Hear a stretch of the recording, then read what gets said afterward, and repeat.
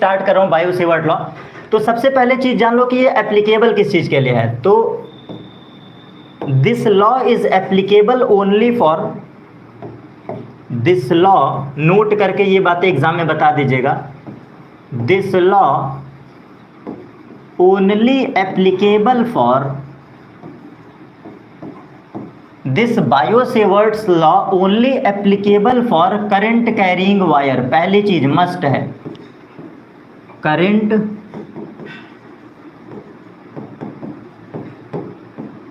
Carrying wire, ठीक है। सिर्फ और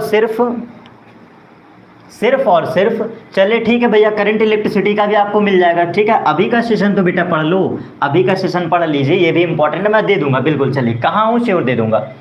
तो this law is applicable only for current carrying wire. अब स्टार्ट करते हैं इसका स्टेटमेंट।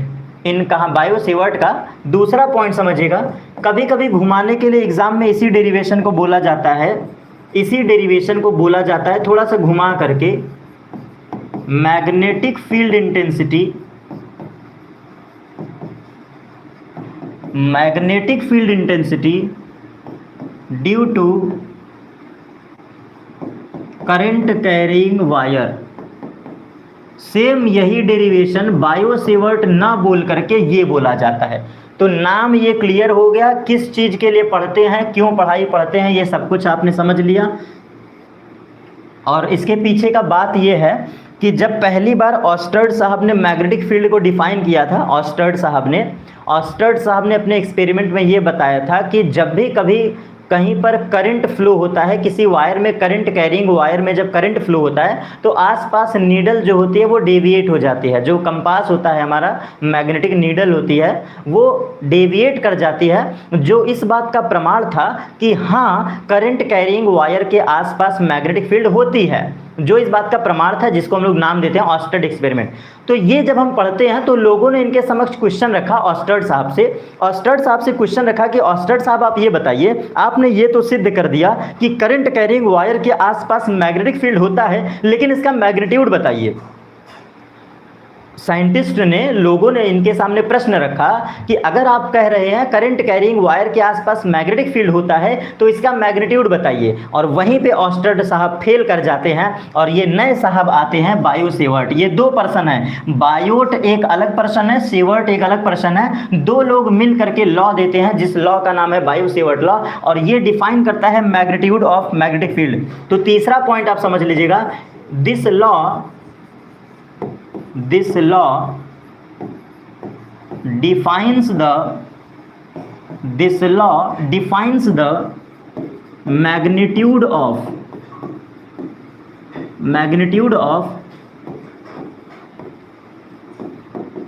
magnetic field intensity। ये जो लॉ है, ये लॉ हमारा मैग्नेटिक फील्ड इंटेंसिटी के मैग्नीट्यूड को देता है, ठीक है। सेशन को लाइक जरूर करिएगा क्योंकि खतरनाक वे में ये पहला डेरिवेशन मैं पढ़ा रहा हूँ, इंपॉर्टेंट एग्जाम के पॉइंट ऑफ व्यू से, ठीक है। चलिए, सत्यम यादव खुश रहिए बाबू, खुश रहिए। बायो सेवर्ट लॉ में आपने इतनी बातें सीख ली। अब जब इतनी बातें सीख लिया है आपने, तो अब इसका स्ट्रक्चर देख लिया जाए, डायग्राम देख लिया जाए और इसके फैक्ट्स को देख लिया जाए, इनके फैक्ट्स को देख लिया जाए। चलिए भैया, बायो सेवर्ट आप साइड में चलिए, अब एक इसका डायग्राम बनाते हैं और मैं आपको एक एनर्जेटिक वे में पढ़ाऊंगा, सिर्फ ध्यान से सुनिएगा कॉन्सेप्ट को। हम एज्यूम करते हैं एक वायर, ये एक्स वाई एक वायर है, ठीक। हम एक वायर ले लिए एक्स वाई, ठीक। कॉन्सेप्ट सुनिएगा, कॉन्सेप्ट, कोई सा भी वायर लो तो एक्स वाई वायर हमने ले लिया। इसके बाद वायर में सबसे पहला काम है करंट फ्लो करवा दो। ये मैंने करंट फ्लो करवा दिया, दैट इज आई, क्योंकि करंट कैरिंग वायर होना चाहिए, ये पहला स्टेप है। तो आप लिख लो, यहाँ पे मैं कुछ आपको कॉन्सेप्ट सिखा दे रहा हूँ। फर्स्ट स्टेप आपका होना चाहिए, फर्स्ट स्टेप होना चाहिए, पहले वायर चूज करो। क्या चूज करो बेटा? वायर चूज करो। फिर सेकंड स्टेप ये है कि उस वायर में करंट फ्लो होना चाहिए।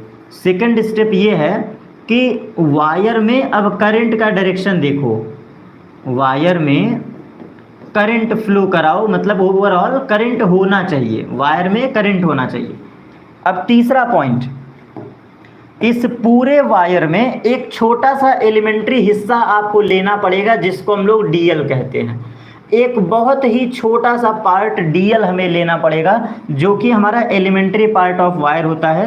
तो थर्ड स्टेप आपको रिकॉल रखना पड़ेगा। सबसे पहले वायर चूज करो, पहला पॉइंट, फिर वायर में करंट को चूज करो, ये दूसरा पॉइंट, और थर्ड स्टेप है एलिमेंट्री पार्ट ऑफ वायर आपको सेलेक्ट करना पड़ेगा। ये कहीं भी सेलेक्ट कर सकते हैं, elementary part of wire, small elementary part of wire that is DL, आपको सिलेक्ट करना ही पड़ेगा, नहीं करेंगे तो गड़बड़ हो जाएगा, इसलिए आपको डीएल लेना पड़ेगा। ये डीएल क्या है? Small part of wire. DL का जो नाम है, इस डीएल का नाम है स्मॉल पार्ट ऑफ वायर।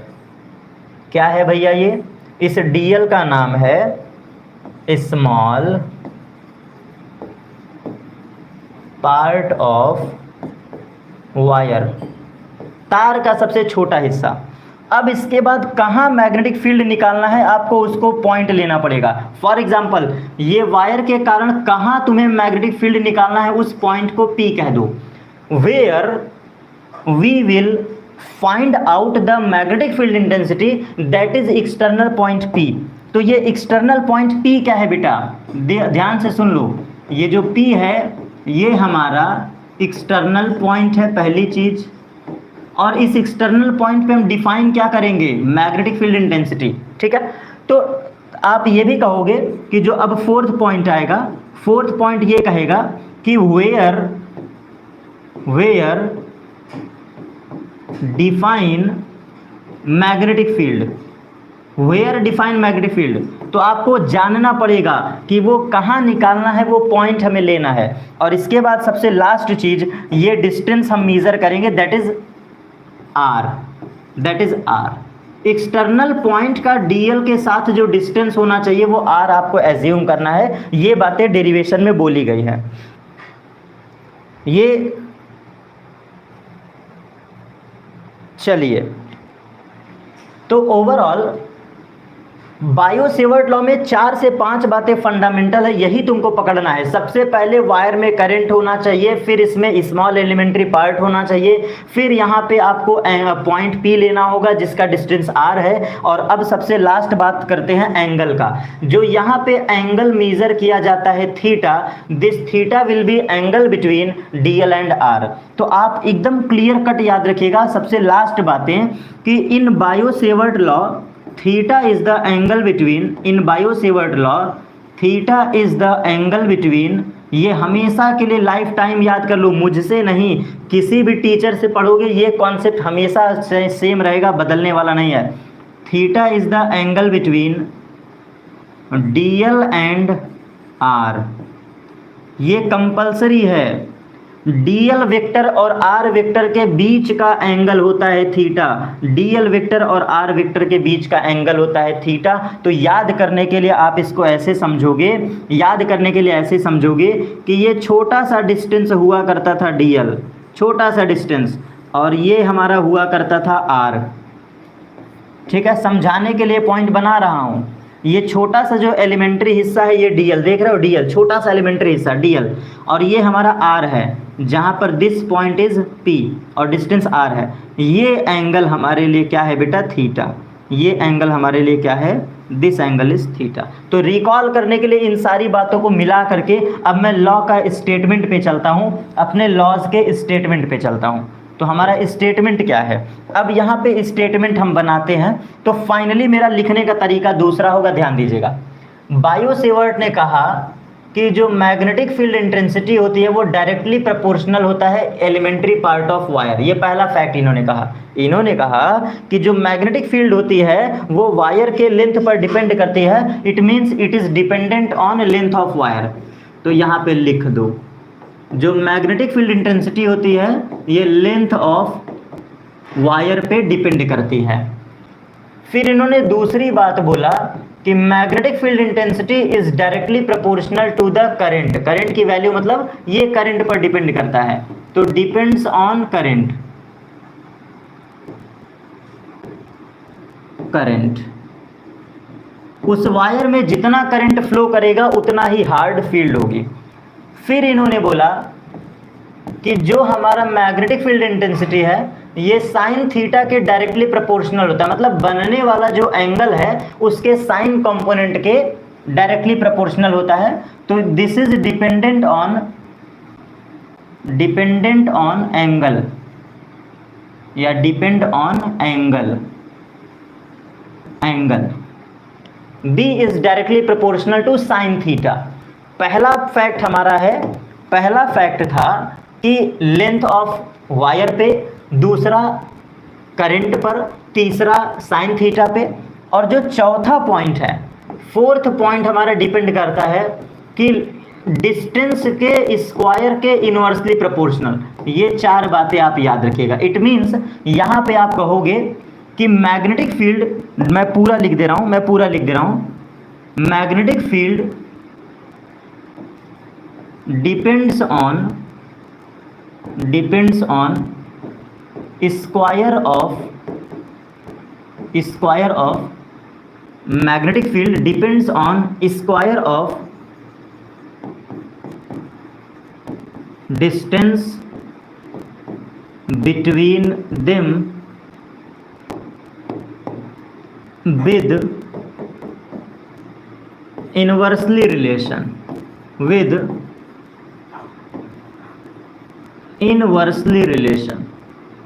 ये जो हमारा मैग्नेटिक फील्ड है ये इनवर्स रिलेशन के साथ डिपेंड करता है। Inversely relation. तो जो भी मैंने पॉइंट लिखा केवल सुन लो और देख लो।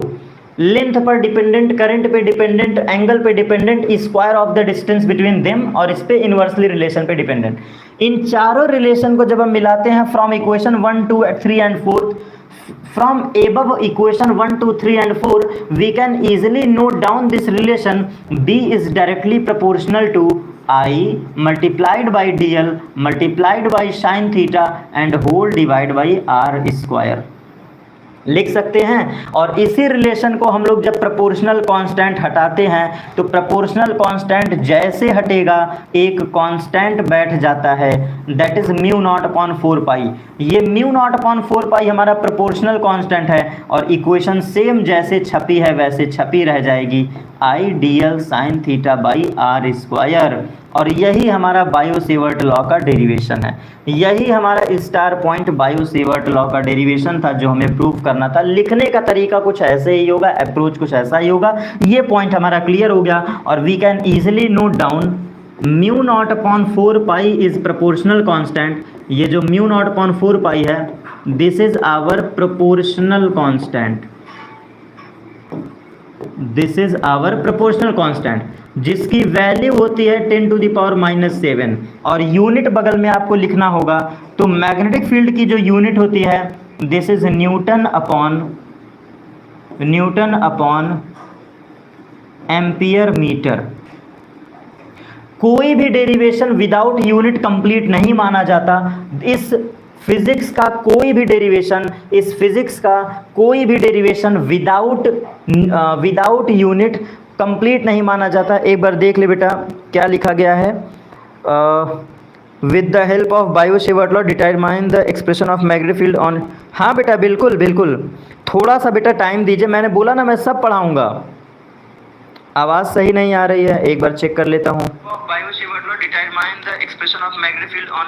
हाँ बेटा बिल्कुल एक बार मैं चेक कर ले रहा हूँ। चलिए मैंने बोला ना मैं सब पढ़ाऊंगा, एक बार मैं वॉइस चेक कर ले रहा हूँ, सही हो गया।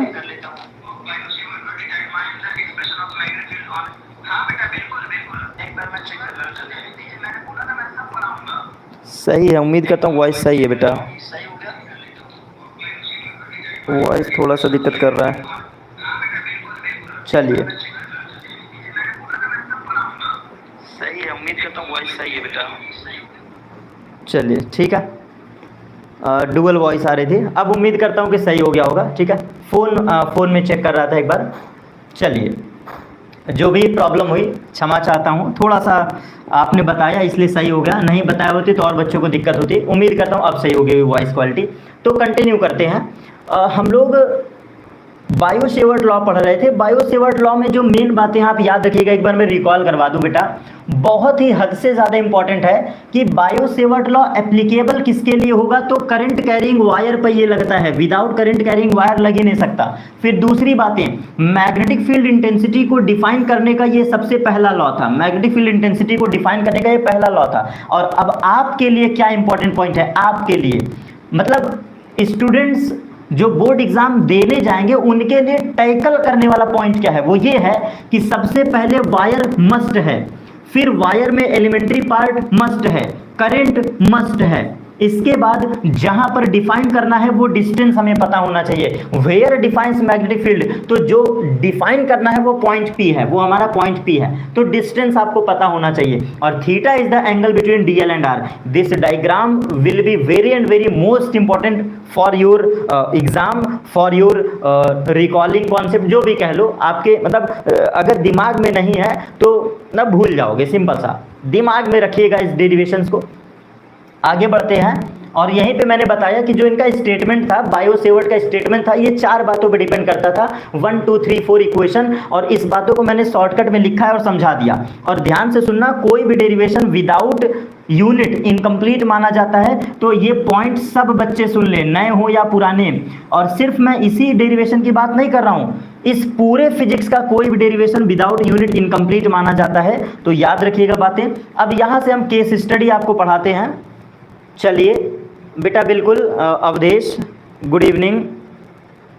यहाँ से कॉन्सेप्ट अपना आगे बढ़ाते हैं। अब हमें केस स्टडी पढ़ना है बेटा, अब हमें केस स्टडी पढ़ना है, और हमें डायग्राम फिर से बनाना पड़ेगा, और हम यहाँ पे केस स्टडी पढ़ेंगे। तो आइए देखिए, अब हम लोग स्टडी करने वाले हैं case study for bio Savart law. तो एक छोटा सा डायग्राम बना देता हूँ। ये हमारा जैसा कि XY वायर था, छोटा सा हमने एक हिस्सा लिया था DL, और इस DL से एक एक्सटर्नल पॉइंट P था, जहां पे बनने वाला एंगल है थीटा, डिस्टेंस है R, as well as current की वैल्यू है I।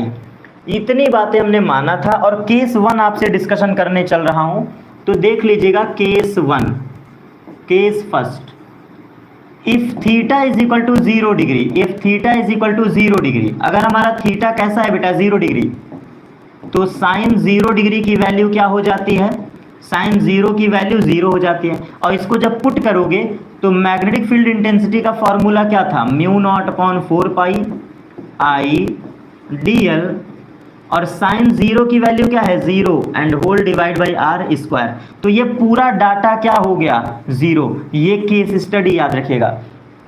जब हमारा थीटा 0 डिग्री होता है, जब हमारा थीटा 0 डिग्री होता है, तो मैग्नेटिक इफेक्ट जो होगा वो 0 होगा।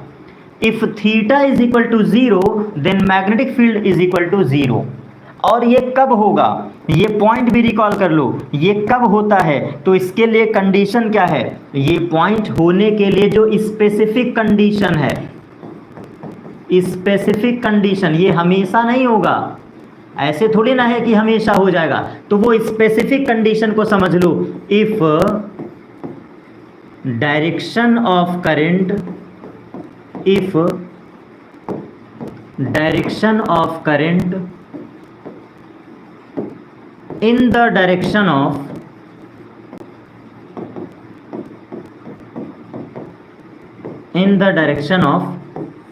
external point, in the direction of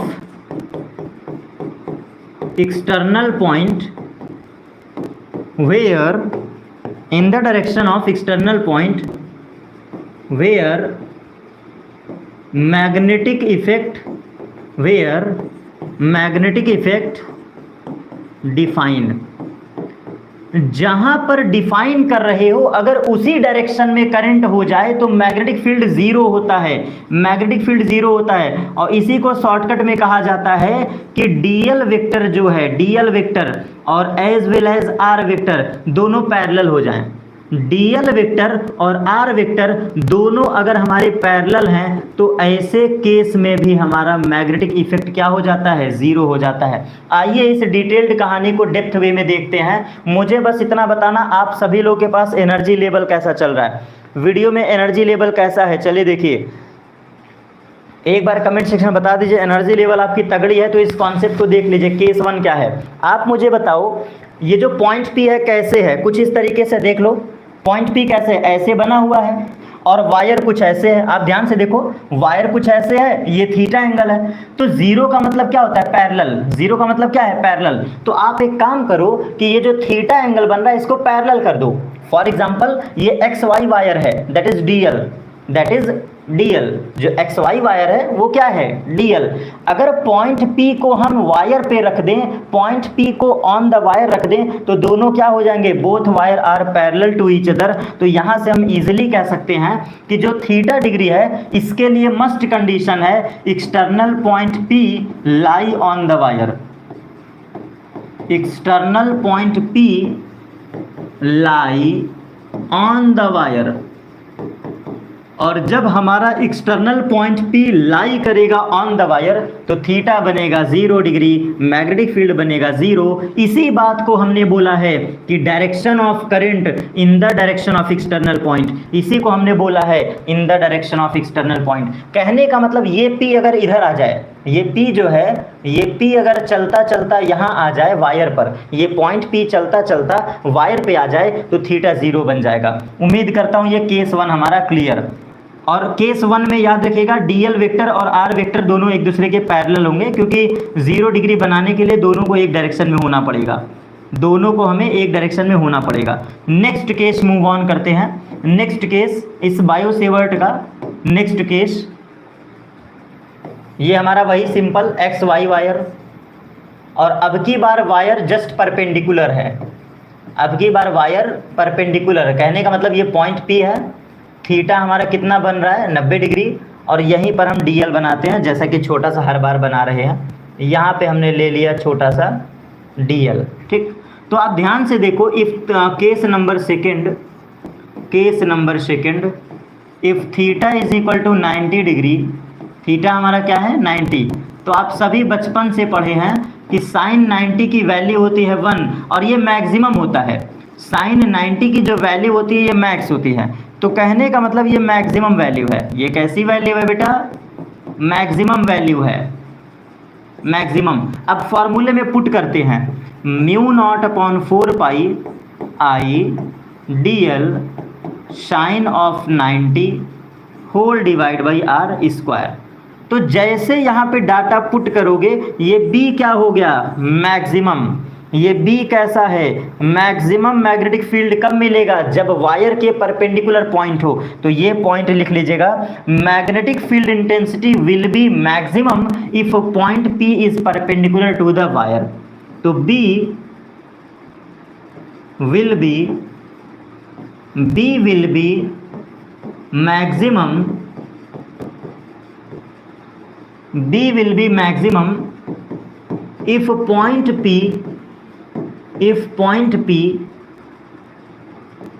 lie, if point P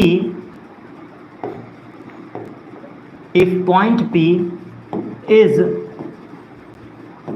just perpendicular,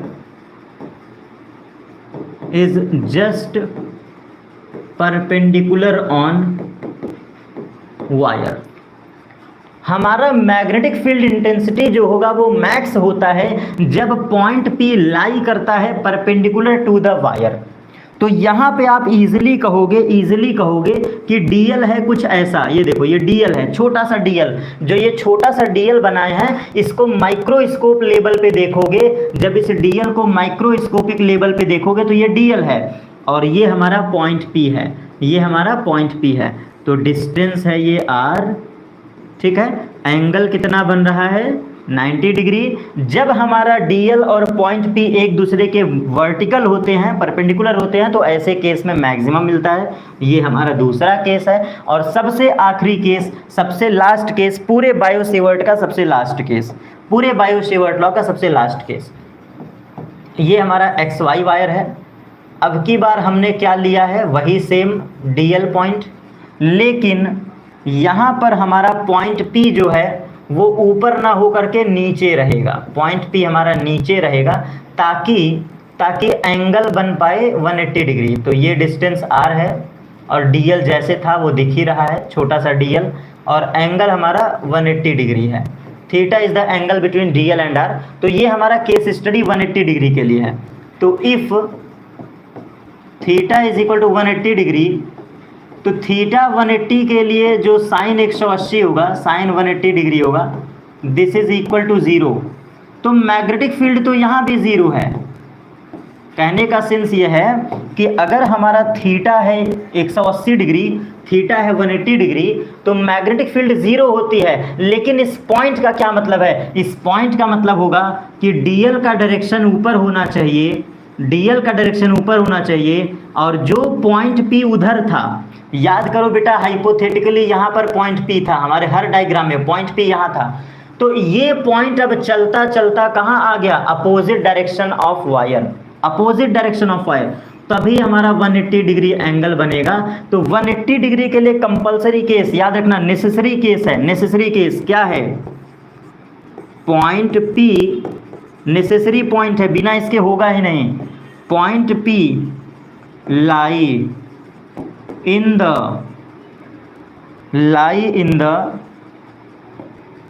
opposite direction of, lie in the opposite direction, lie in the opposite direction of current, opposite direction of current।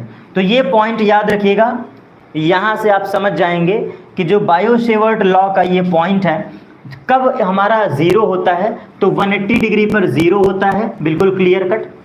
और necessary point यह है कि external point P just opposite हो जाना चाहिए, just opposite. तो जब हमारा external point P just opposite to the wire हो जाता है, ऐसे केस में मैग्नेटिक फील्ड इंटेंसिटी 0 हो जाएगी। और ये था हमारा प्यारा सा कॉन्सेप्ट, ठीक है। और यहीं पर इन तीन केस स्टडी के साथ हमारा ये बायो-सेवर्ट का लॉ समाप्त होता है। और ऑलरेडी हमारा वीडियो लॉन्ग हो चुका है, 1 आवर का सेशन हो चुका है। तो बायो-सेवर्ट की क्लासेस जरूर एंजॉय करिएगा। इस पर एक छोटा सा मैं आपको हिंट दे देता हूँ न्यूमेरिकल के पॉइंट ऑफ व्यू से। एक स्लाइड और लेकर के मैं न्यूमेरिकल का हिंट दे देता हूँ, जो कि देख के पहचान लोगे।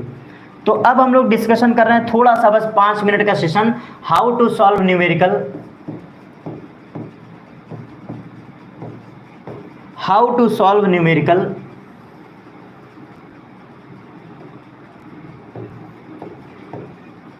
तो ये टिप्स आपको दे दें बस, हाउ टू सॉल्व न्यूमेरिकल्स, इसका टिप्स लेते जाइए ताकि घर पे बैठिए तो सवाल आप लगा सको। पहला चीज जितने भी जगह डीएल आया है, डीएल, यहाँ पे न्यूमेरिकल लगाते समय फुल लेंथ ऑफ वायर रख दिया करो। कुछ किसी भी तरह दिमाग लगा के फुल लेंथ ऑफ वायर रख दो, आंसर सही होगा, ठीक। फिर दूसरा पॉइंट, जहाँ पे μ0/4 पाई है, इसकी जगह पे डाटा रख दिया करो 10⁻⁻⁷। फिर तीसरा टिप्स, करंट हमेशा एम्पियर में रखना। करंट बच्चा किस में रखना? एम्पियर में रखना, कन्वर्ट करके एम्पियर में। आर जो है वो मीटर में रखना, आर जो डिस्टेंस था इसको मीटर में रखना, ठीक है। और इसके बाद बस तुमको यही गौर करना है, ध्यान से देखना, अगर वायर स्ट्रेट है, देखो ये स्ट्रेट वायर है, स्ट्रेट वायर है, और फॉर एग्जांपल ये डायरेक्शन ऑफ करंट है, बस ध्यान से देखो, ये ट्रिक से सवाल खत्म। ये कोई वायर है, वायर में करंट यूं है, अगर हमारा एक्सटर्नल पॉइंट यहाँ है, एक्सटर्नल पॉइंट P है, एक्सटर्नल पॉइंट Q है, एक्सटर्नल पॉइंट S है, तो इन सभी पॉइंट पे मैग्नेटिक फील्ड 0 होगा। कैसे? क्योंकि करंट के डायरेक्शन में पॉइंट P लाई कर रहा है। ये जो करंट है, करंट के डायरेक्शन में पॉइंट P लाई कर रहा है, तो पॉइंट P पर, Q पर, S पर हर जगह मैग्नेटिक फील्ड 0 है, क्योंकि यहाँ पर थीटा कितना बना रहा है? 0 डिग्री। मैंने वही तो लिखवाया था कि point P lie in the direction of current. Current के डायरेक्शन में पॉइंट P होना चाहिए, करंट के डायरेक्शन में एक्सटर्नल पॉइंट P लाई करना चाहिए। ये देख लीजिए केस, ये देखिए केस कहाँ गया, ये देखो, देखो ये केस क्या है, ये पॉइंट P कहाँ आ गया है बेटा? Lie on the wire. ये चलते चलते कहाँ आ गया है? Lie on the wire. ये जो हमारा एक्सटर्नल पॉइंट है ये चलते चलते कहाँ आ गया है, ऑन द वायर।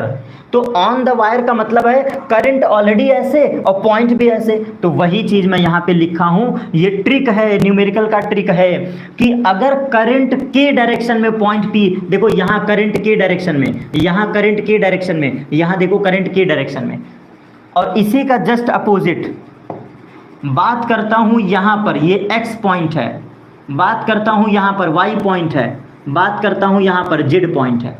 अगर मैं x y z पॉइंट पर बात करूँ, ऐसा है, इसको इरेज करके एक नया डायग्राम बना दें। देखिए ये वाला, ये हमारा वायर है और वायर पे करंट का डायरेक्शन कुछ यूं है, ये देखो अपर क्वेश्चन की तरह, लेकिन जो पॉइंट है वो पीछे है, पीछे x y z। तो जब हमारा करंट के अपोजिट डायरेक्शन में पॉइंट P होता है, जब हमारा करंट आगे निकल गई, करंट आगे निकल गई, पॉइंट P पीछे है, तो यहाँ पर यहाँ पर यहाँ पर सभी जगह मैग्नेटिक फील्ड जीरो है, लेकिन थीटा क्या बोलोगे, 180 डिग्री। क्यों क्यों बोलोगे 180? क्योंकि करंट आगे निकल गया, करंट हमारा आगे निकल गया।